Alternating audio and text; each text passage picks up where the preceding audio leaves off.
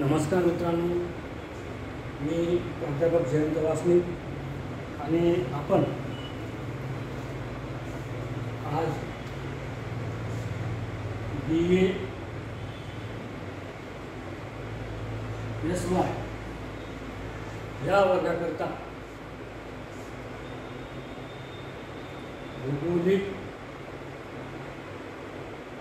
माहिती प्रणाली म्हणजेच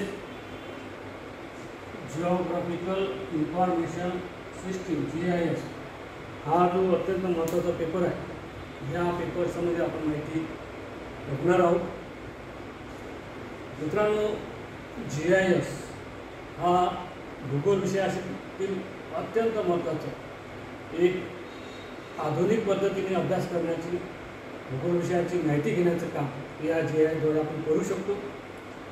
आज काळाची गरज ओळखता आणि विविध भूपृष्ठावरील विविध भागांचा, जलसाठ्यांचा असेल, कृषी संबंधित माहिती घ्यायची असेल, वनस्पती संबंधित माहिती घ्यायची असेल, वेगवेगळ्या अर्बन आणि रुरल एरियाचं माहिती आपल्याला घ्यायची असेल, त्याच्यामध्ये झालेले चेंजेसचा अभ्यास करायचा असेल आणि अचूक स्वरूपाची, डिजिटल स्वरूपाची जर माहिती आपल्याला प्राप्त करायची असेल तर आज आपल्याला GIS शिवाय पर्याय नाही. आणि त्यामुळेच आपल्याला BA सेकंड इयर या वर्गाकरता हा GIS पेपर आपल्याला दिलेला आहे.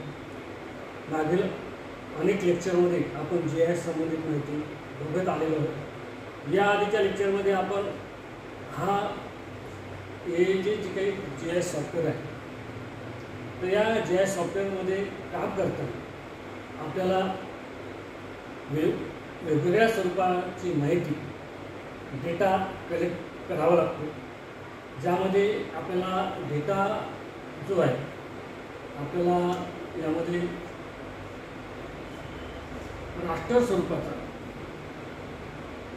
आणि दुसरं व्हेक्टर स्वरूपाचा, जाडी सदृश्य राष्ट्र स्वरूपाचा डेटा आणि व्हेक्टर स्वरूपाचा डेटा, हा दोन स्वरूपाचा डेटा आपण विविध वेबसाईटद्वारे, म्हणजे आपण बघतो की भारताच्या संबंधित, भारताच्या भूपृष्ठासंबंधित जर आपल्याला अभ्यास करायचा असेल तर अचूक स्वरूपाची माहिती जी आहे ही इस्रोद्वारे त्यांनी जे आपले भुवन ही वेबसाईट सुरू केलेली आहे, या वेबसाईटवर आपण जाऊन आपल्या भारतातील वेगवेगळ्या स्वरूपाचा, म्हणजे आज जर एखाद्या ठिकाणी पूर आला असेल तर त्या पुरासंबंधीच्या विविध स्वरूपाच्या इमेजेस, त्या पुराने व्यापलेले क्षेत्र, किती स्वरूपाच्या लोक त्यामुळे बाधित झालेले आहेत, वनस्पती, शेती, प्राणी, या सगळ्यांची माहिती, डिजिटल स्वरूपाची माहिती आपण या भुवनद्वारे घेऊ शकतो. त्याचप्रमाणे आपल्याला आपल्या एरियातील जमिनीमध्ये खरीप पिकामध्ये कोणत्या प्रकारची लागवड झालेली आहे, मागील 10-15 वर्षामध्ये खरीप पिकामध्ये आणि आताच्या खरीप पिकामध्ये कशा प्रकारे बदल झालेला आहे, या सगळ्या संबंधीची माहिती आपण या ठिकाणी पाहू शकतो. त्याचा डेटा आपण, अचूक डेटा हा आज आपण घेऊ शकतो. त्यासाठी लँड कवर ही सॅटेलाईट इमेजेस जे आहेत भुवनचे, तो सुद्धा आपण वापर त्या ठिकाणी करू शकतो. या प्रकारे अनेक स्वरूपाची माहिती, ट्रान्सपोर्टेशन संबंधित असेल, जल स्रोत संबंधित माहिती असेल, अनेक स्वरूपाची माहिती आपण ही घेत असतो. आणि ही जी माहिती आहे ही आपल्याला या राष्ट्रामधले जर काम डेटा घ्यायचा असेल तर उपग्रह, हवाई छायाचित्र, त्यानंतर ड्रोन, सर्वे, अशा विविध स्वरूपाचे जे स्रोत, म्हणजे इमेजेस घेणारे जे साधनं आहे, हे या ठिकाणी राष्ट्रामध्ये आपण हे उपग्रहाद्वारे मिळणारे इमेजेस असेल, हवाई छायाचित्राद्वारे मिळणारे इमेजेस असेल, ड्रोनद्वारे त्या सर्वेद्वारे हे स्वरूपाच्या इमेजेस आहे, हे जे डेटा आहे, हा डेटा आपण GIS सॉफ्टवेअरमध्ये वापरू शकतो. तर अशा प्रकारे हा राष्ट्र स्वरूपाचा डेटा आहे. या संबंधीची माहिती आपण मागच्या लेक्चरमध्ये बघितलेली आहे. आज आपण या ठिकाणी याची जे दुसरं GISमध्ये काम करताना दुसऱ्या स्वरूपाची जी माहिती आपल्याला प्राप्त होते ते म्हणजे व्हेक्टर डेटा, याचीसुद्धा माहिती आपण GIS मध्ये वापरून आपला अभ्यास करू शकतो. तर आज आपण या ठिकाणी व्हेक्टर डेटा या संबंधित माहिती पाहणार आहोत. तर मित्रांनो, जेव्हा आपण राष्ट्र डेटाचा अभ्यास केला तेव्हा आपल्याला असं दिसून आलं की राष्ट्र डेटाचा अभ्यास करताना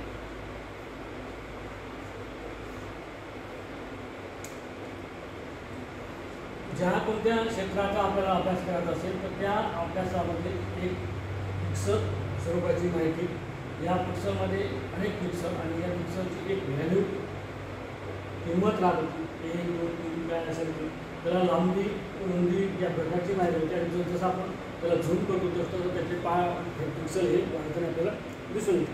अशा प्रकारची जी माहिती आहे त्याला राष्ट्र आपण डेटा म्हटलेले आहे.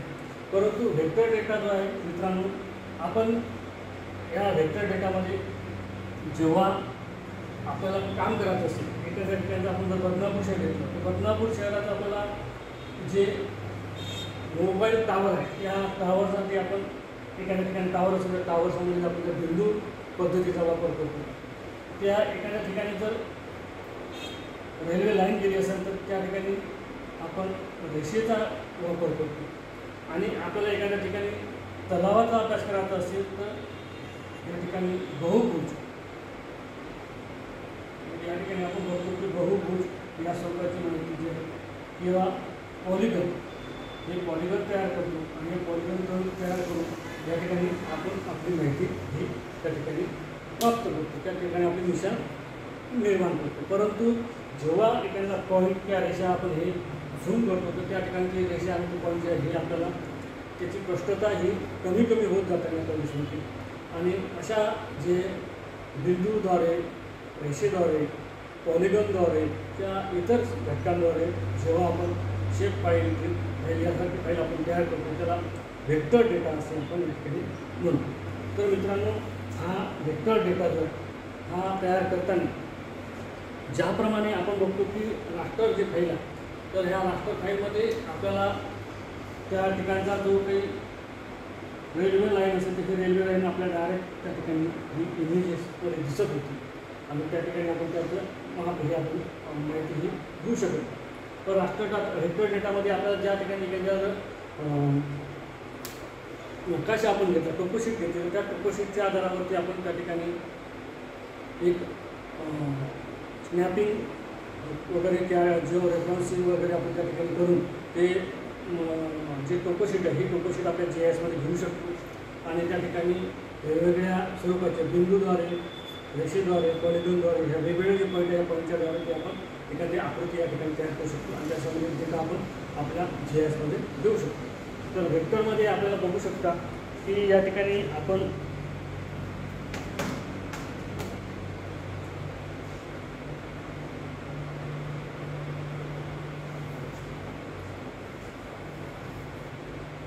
बिंदूद्वारे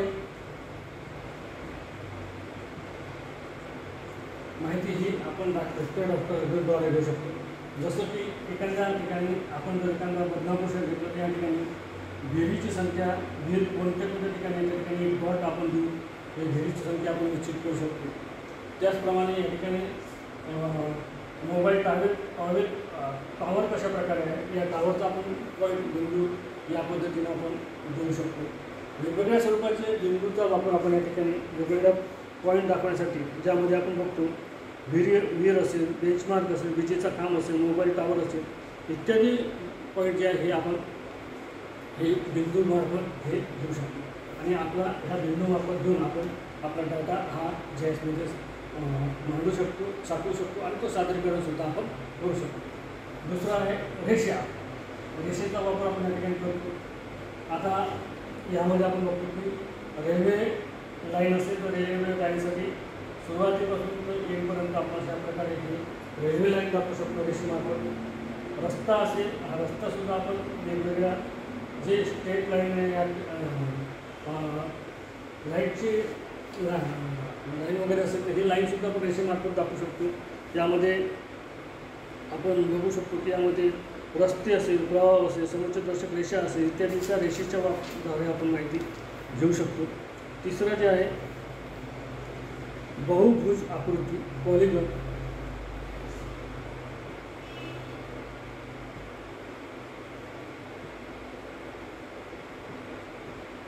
आकृती. आता ही आकृती बहुभुज आकृती म्हणजे काय की आपल्याला एखाद्या ठिकाणचं ॲग्रिकल्चर एरिया दाखवत असेल कृषी संबंधित, तर आपण या ठिकाणी पॉलिगॉन ह्याचा एक पॉईंट घेतो, त्यानंतर हा पॉईंट घेतो, त्यानंतर या ठिकाणी पॉईंट घेतो आणि त्यानंतर या ठिकाणी आणि या ठिकाणी अशा प्रकारे ही हा पॉलिगॉन तयार होतो. याला ॲग्रिकल्चरच्या या आधारावरती आपण या ठिकाणी दाखवू शकतो. त्याचप्रमाणे एखाद्या ठिकाणी वनक्षेत्र आहे, तर या पॉलिगॉनद्वारे आपण हे पॉईंट तयार करून या आधारावरती ही आकृती जी आहे ही आकृती आपण तयार करू शकतो. ही वेक्टर स्वरूपाची आकृती आहे आणि या आधारावरती तिथला लांबी रुंदी XY काय असेल ती आपण या ठिकाणी घेऊ शकतो आणि तो स्पॉट आपण त्या ठिकाणी दाखवू शकतो.